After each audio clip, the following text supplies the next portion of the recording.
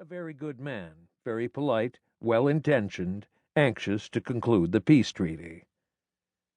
Although Bedford was certainly anxious to conclude the peace treaty, he was scrupulous about acting only on his government's terms. He could afford to do so, for Britain held the high ground both literally and metaphorically. Over the course of several months, the three men hammered out a treaty that recognized Britain's supremacy and reset the world stage in its favor.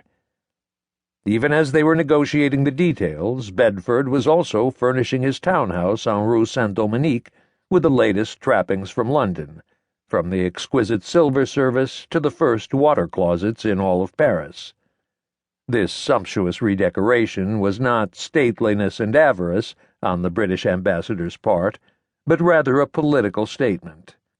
When Choiseul-Praslin and Grimaldi crossed the threshold of Bedford's residence on the evening of February 10th, the London-esque surroundings served as a reminder that they were now entering a new, British-dominated world. The 7 Years' War, a global conflict. The 7 Years' War was unlike any previous conflict those experienced diplomats had ever known. Every decade or so since 1625, Europe had been racked by wars that involved its major powers France, Spain, and England, Britain after the 1707 union with Scotland.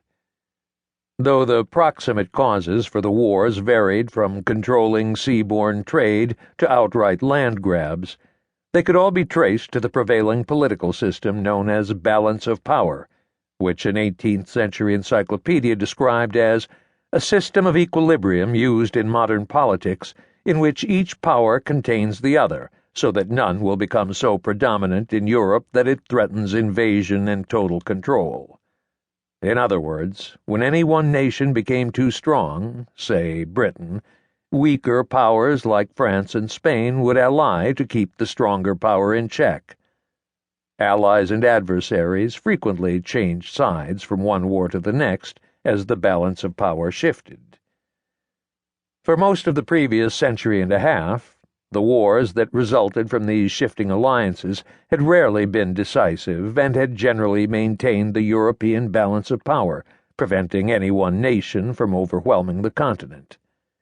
One of the most consequential of these conflicts was the War of the Spanish Succession, 1701 to 1714.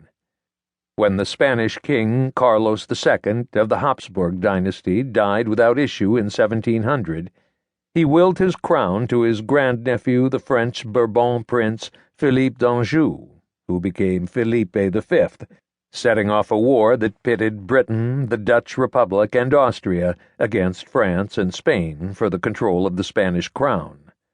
France and Spain emerged victorious, with the result that the Spanish Empire became aligned with the French Bourbon dynasty instead of the Austrian Habsburg dynasty supported by Britain. Spain, however, lost to Britain its vital Mediterranean strongholds of Minorca and Gibraltar, though it retained its profitable overseas possessions in the Americas and the Philippines.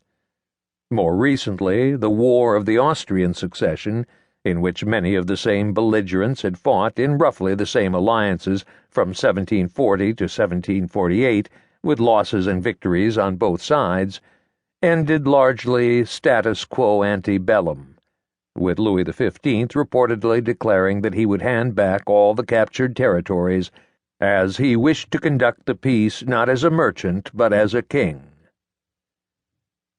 The 7 Years' War, which actually lasted closer to 9 years, began in part precisely because those previous conflicts had left the balance of power largely intact without actually resolving the underlying territorial disputes, particularly in North America.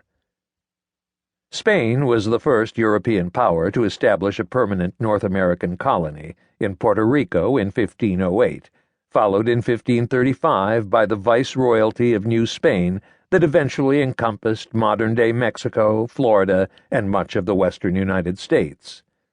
France established its Viceroyalty of New France in 1534, though it did not establish permanent settlements in Canada and Louisiana until 1608 and 1686, respectively. Britain's first